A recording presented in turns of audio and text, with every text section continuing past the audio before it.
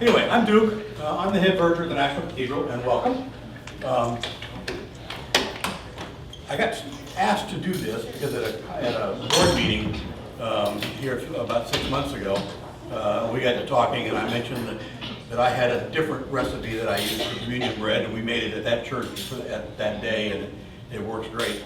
How many here use real bread on Sunday morning? How many would like to use real bread?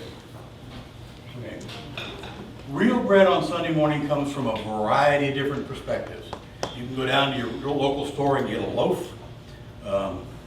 Very popular in the Episcopal Church is something called seminary bread. It makes a loaf that's about 8 inches in diameter, puffs up about yay high. My problem with most of those breads, especially the yeast breads, is that you end up with what I call ecclesiastical oatmeal. The biggest problem with most of those kind of breads is that you've got a crumb problem.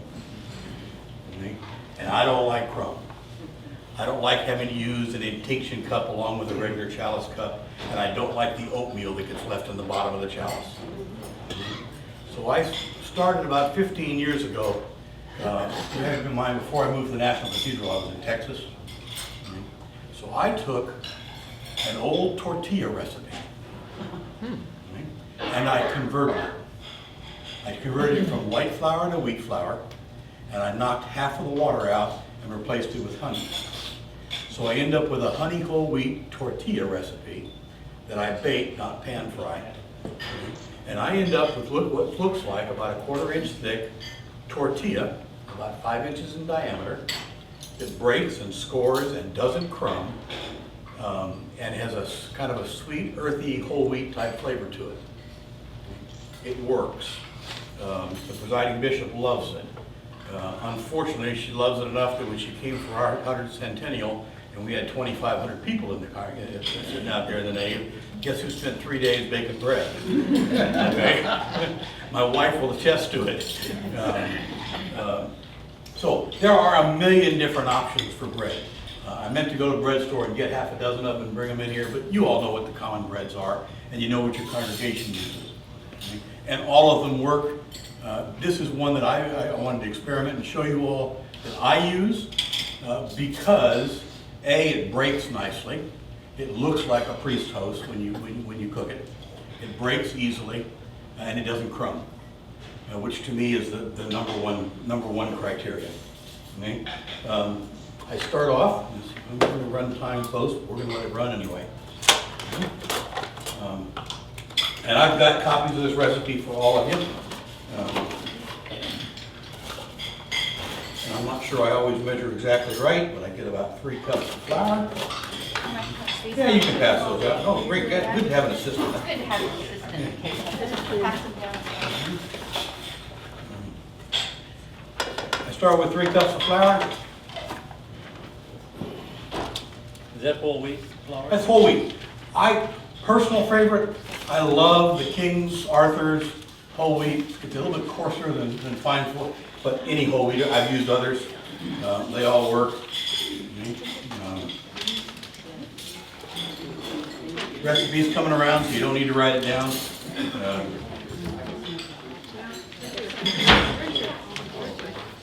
Dry cup right there.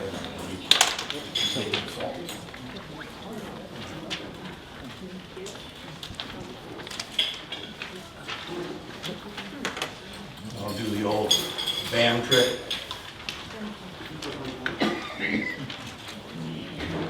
About three quarters of a touch of salt, 2 teaspoons of baking powder.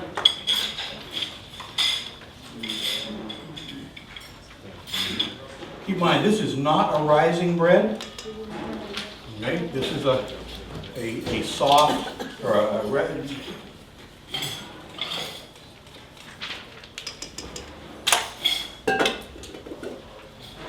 And then I sheet. It uses 3/4 of a cup or a 1/4 of a cup of Crisco. And the old, you gotta cut it in type stuff. I hate cutting and shortening into anything. This just works just fine to just drop it in and let your stand mixer get it for you.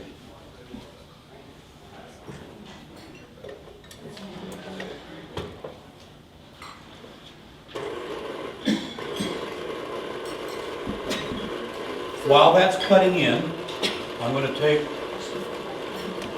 and the recipe originally called for a cup of water, so I'm going to put in a half a cup of water.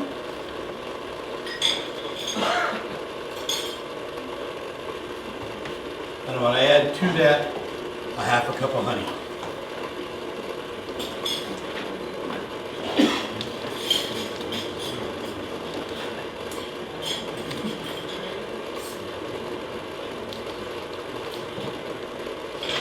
And no, I'm not going on the cooking show.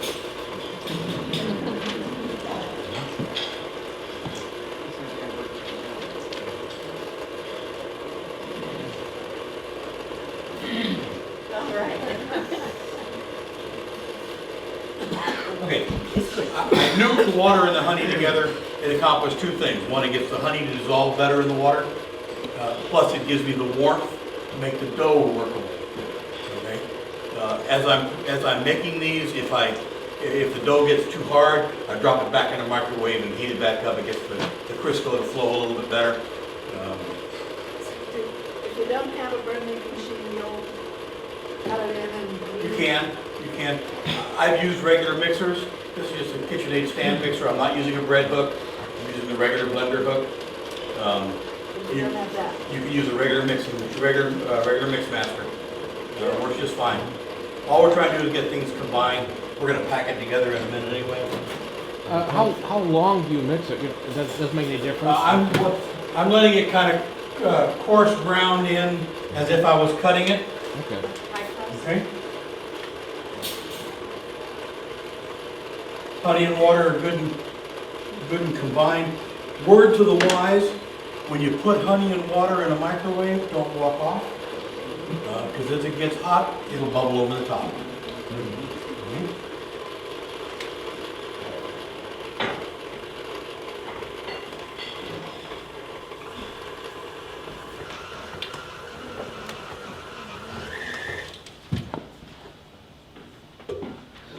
It's a nice warm mixture that's kind of gooey, kind of doughy. Okay, comes out like that. I take a piece of it, kind of roll it in a ball. Okay, you'll end up with 12 of that size ball. Okay, now you can put that on your cutting board and roll it with a rolling pin. Give me a rolling pin. I cheat. I'm from Texas. When you're from Texas, Oh, that's clever. you have a tortilla press, okay? It takes half the work out of it.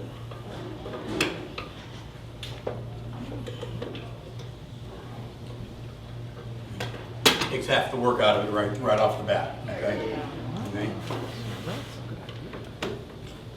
Don't hit him with it. I was just say, this could just be the other. Yeah. Good verge. Everybody know my wife. Wonderful bird. I roll it till it's real thin, about like that. Okay? Everybody ought to have a good set of biscuit cutters. Okay? Sonoma sells them. You don't need this fancy set of ceramic ones. The metal ones are like $10. They work just as great. The nice thing about them is they come in a case. The case is your outside dimension. Okay.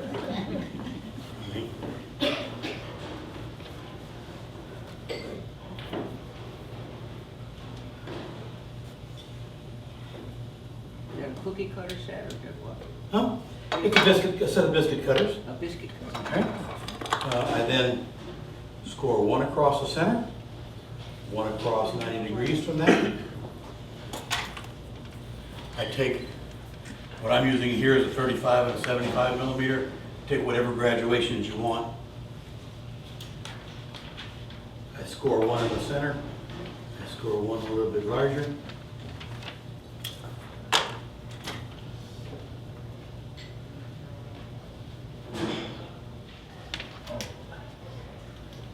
All I'm doing is making break marks. And if you saw the front side of that diagram that I gave on the recipe, I'm scoring those break marks, which causes this to break into, I'll put it on here, I can take it around. causes this to break into 36.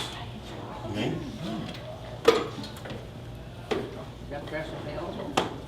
Pardon? Is that press available? That press is available at some of the kitchen outlet stores. Just a straight tortilla press. It's available just about everywhere. I don't throw the scraps away because I'm going to heat them up and use them again.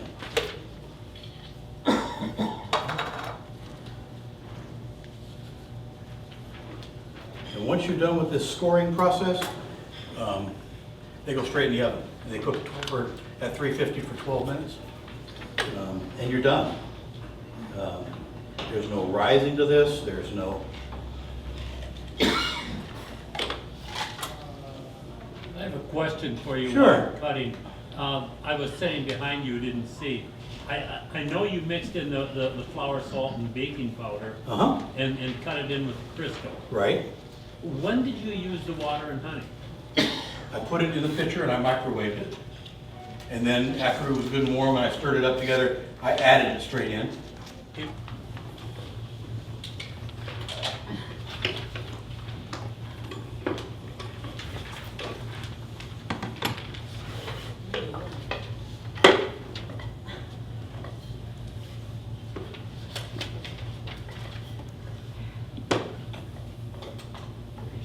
I can usually make, a batch will make 12, and I can make 12 of them in under an hour and be out of the kitchen. So that making them for Sunday morning is not a problem. In the church I was at in Seattle, the church I served in Seattle was a little mission church. I was the only verger there. We had an average Sunday morning attendance of 35. I'd make a batch of 12 of these and then freeze 10 out of the 12. If you freeze them, they're fine. They come out of the freezer, you put them back on a wire rack and let them air dry on a wire, or air warm on a wire rack, and they're just like fresh. There's not a problem with it at all. Supposed to have honey. I think it's raw. I haven't, it's usually raw, and the fact that you're giving such a small amount. You're talking about a half a cup of honey in 424. This makes 12 of 36, which I think is 424, if my math is right. And isn't it under 2? So in reality, how many children under 2? I think it has something to do with being raw honey too. I think it's cooked enough to where it's probably to kill the microorganisms. I can't take raw honey because of my, basically they use it as one type of thing because it is pollen product. They don't have cooling racks. Don't have cooling racks, it'll work. Yeah, it's just Okay. how cool are they? How many people we're gonna have at church tomorrow? Anybody know? Well, don't you want them to taste I them? was gonna say, let this cool a minute, we can break that down and you all can sample a few. Let me go get a plate to bring them in. It's not This- quite cool. The priest can hold this up, he can break it in half. It breaks real easy with no crumbs, okay? And then it breaks from there quite Breaks easily. better when it's cool. They crack real easy. They crack much better when they're cool.